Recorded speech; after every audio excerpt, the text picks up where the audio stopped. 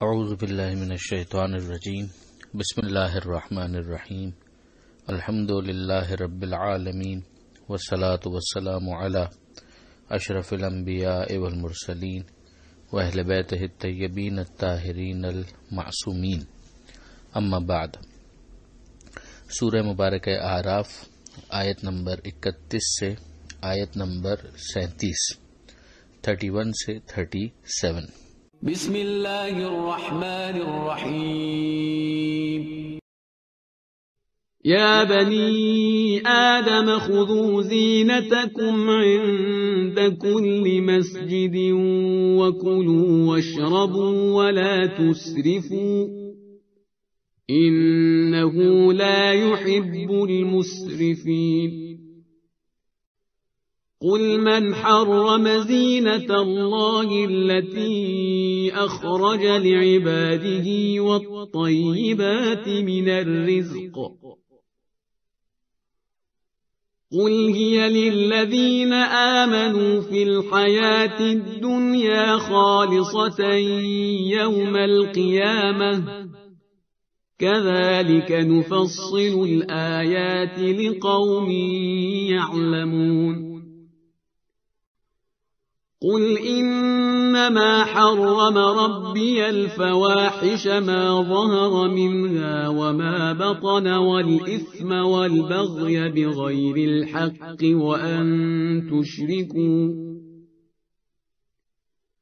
وأن تشركوا بالله ما لم ينزل به سلطانا وأن تقولوا على الله ما لا تعلمون۔ ولكل أمة أجل فإذا جاء أجلهم لا يستأخرون ساعة ولا يستقدمون۔ يا بني آدم إما يأتينكم رسل منكم يقصون عليكم آياتي فمن اتقى وأصلح فلا خوف عليهم ولا هم يحزنون۔ والذين كذبوا بآياتنا واستكبروا عنها أولئك أصحاب النار هم فيها خالدون۔ فمن أظلم ممن افترى على الله كذبا أو كذب بآياته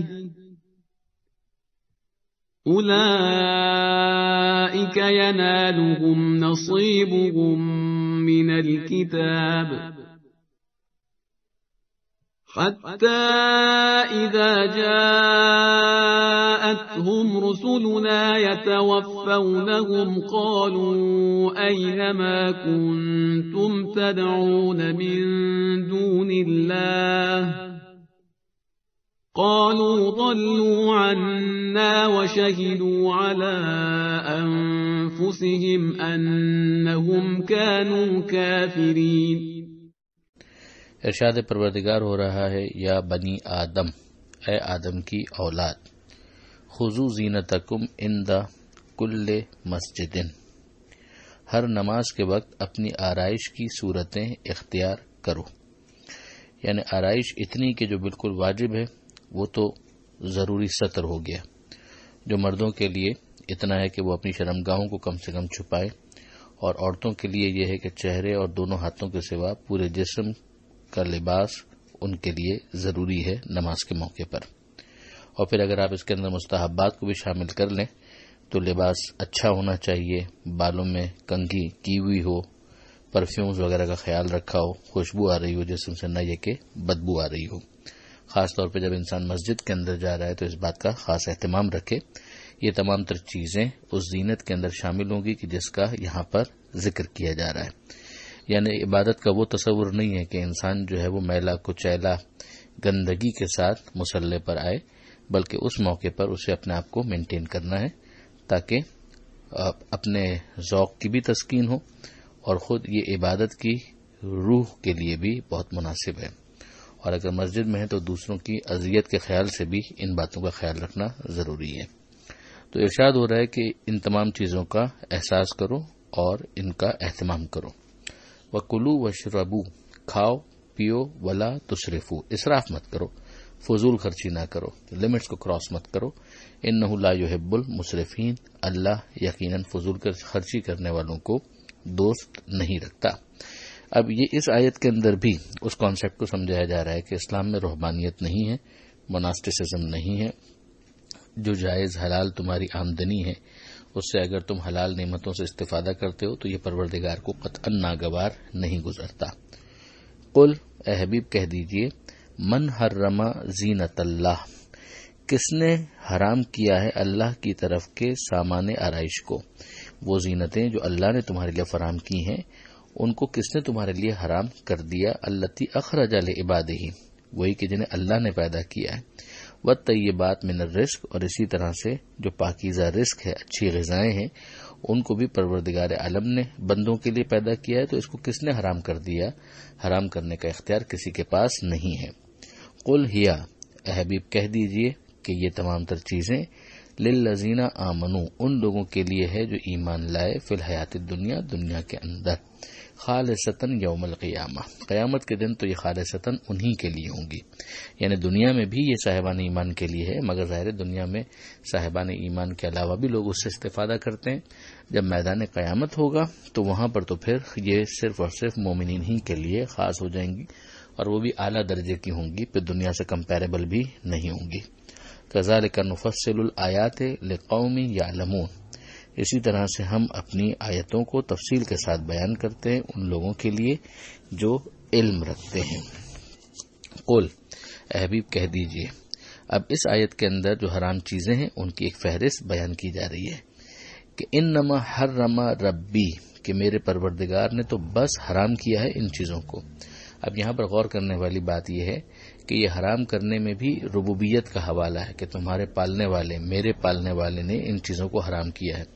یعنی ان چیزوں کو اگر تم ارتکاب کرو گے تو یاد رکھو کہ اس کا تمہاری تربیت سے کوئی تعلق نہیں، یہ تمہارے لیے مفید نہیں ہے، ورنہ رب ہوتے ہوئے ان چیزوں کو حرام نہ کرتا۔ اب وہ کیا چیزیں ہیں کہ جن کو میرے رب نے حرام کر دیا ہے؟ وہ 5 چیزیں یہاں پر ایک فہرست کی صورت میں بیان ہو رہی ہیں۔ نمبر 1، الفواحشہ، بدکاریوں کو، خاص طور پر جو چیز فاحشہ سے فوراً ذہن میں آتی ہے وہ جنسی بدکاریاں ہیں۔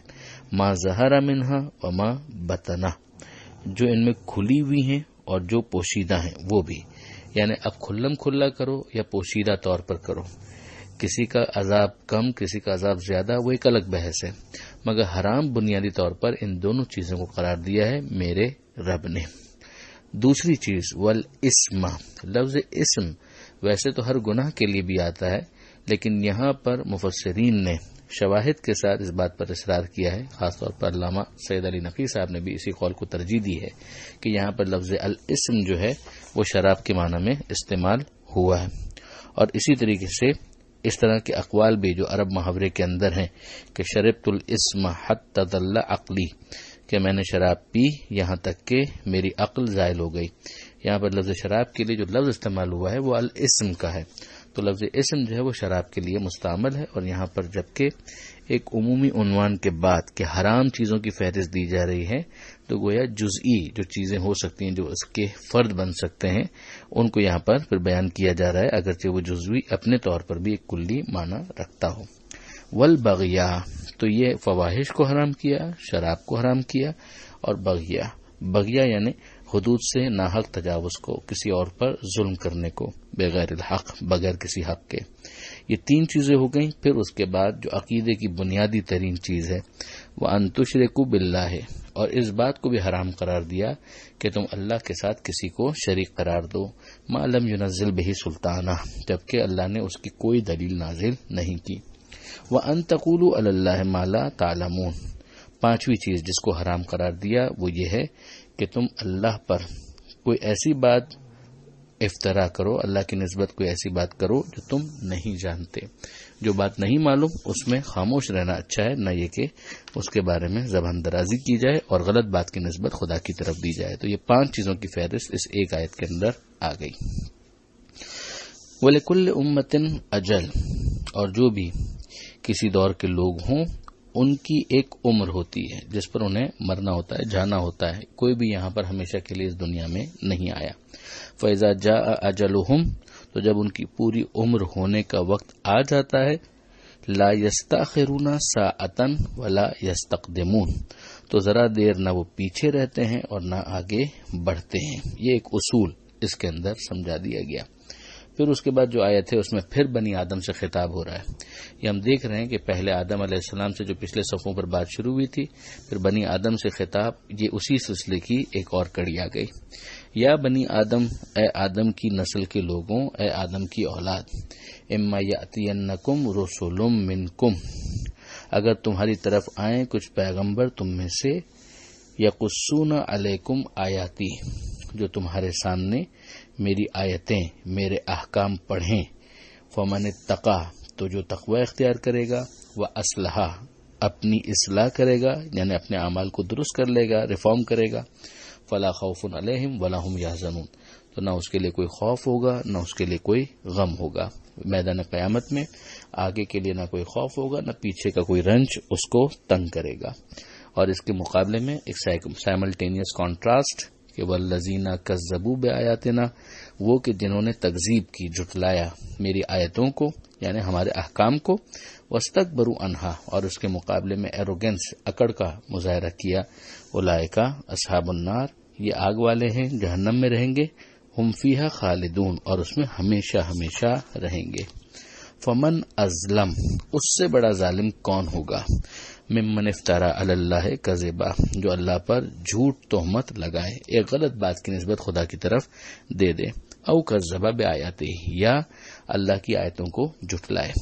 یعنی یہ حق تو نبی کا ہے کہ وہ بتائے کہ پروردگار نے کیا نازل کیا ہے، اور یا پھر نبی نے صحیح جو چیز بیان کر دی ہے اس کے مقابلے میں جو جھٹلانے والے ہیں، تو جھوٹا دعوی نبوت کرنے والے وہ بھی بہت بڑے ظالم ہیں، اور جو صحیح نبی کی باتوں کو جھٹلا دے وہ بھی سب سے بڑا ظالم ہے. اولئک ینالہم نصیبہم من الکتاب، یہ وہ لوگ ہیں کہ جن تک پہنچے گا ان کے مقدر کا لکھا ہوا، جو لکھا ہوا ہے وہ تو ان کو ملے گا. یعنی دنیا میں بھی ہم فوری عذاب نہیں کریں گے، جو دنیا میں ان کا دانا پانی لکھا ہے وہ ان کو ملے گا. اور اسی طریقے سے جو ان کے لیے عذاب طے کر دیا گیا ان کی ان حرکتوں کی وجہ سے وہ عذاب بھی ان کو پہنچے گا. حتی اذا جاءتہم رسلنا، یہاں تک کہ جب ہمارے فرشتے ان کے پاس پہنچیں گے، یتوفونہم، جو انہیں موت دیں گے یعنی ان کی روحوں کو قبض کریں گے، قالو، تو وہ کہیں گے اینما کنتم تدعون من دون اللہ، کہ کہاں ہیں وہ کہ جن کو تم اللہ کو چھوڑ کر جن کی تم دہائی دیتے تھے. قالو، تو وہ کہیں گے ضلوا عنا، وہ تو غائب ہو گئے، وشہدوا علی انفسہم، اور وہ اپنے خلاف خود گواہی دیں گے، انہم کانوا کافرین، کہ وہ لوگ کافر تھے، کفر اختیار کیے ہوئے تھے. اس آیت نمبر 37 کے ساتھ یہ صفحہ مکمل ہوا. دعا پروردگار سے قرآن مجید سمجھنے اور عمل کی توفیق عطا فرما، وارث قرآن امام زمانہ کے ظہور میں تعجیل فرما. وآخر دعوانا ان الحمدللہ رب العالمین، والسلام علیکم ورحمۃ اللہ وبرکاتہ.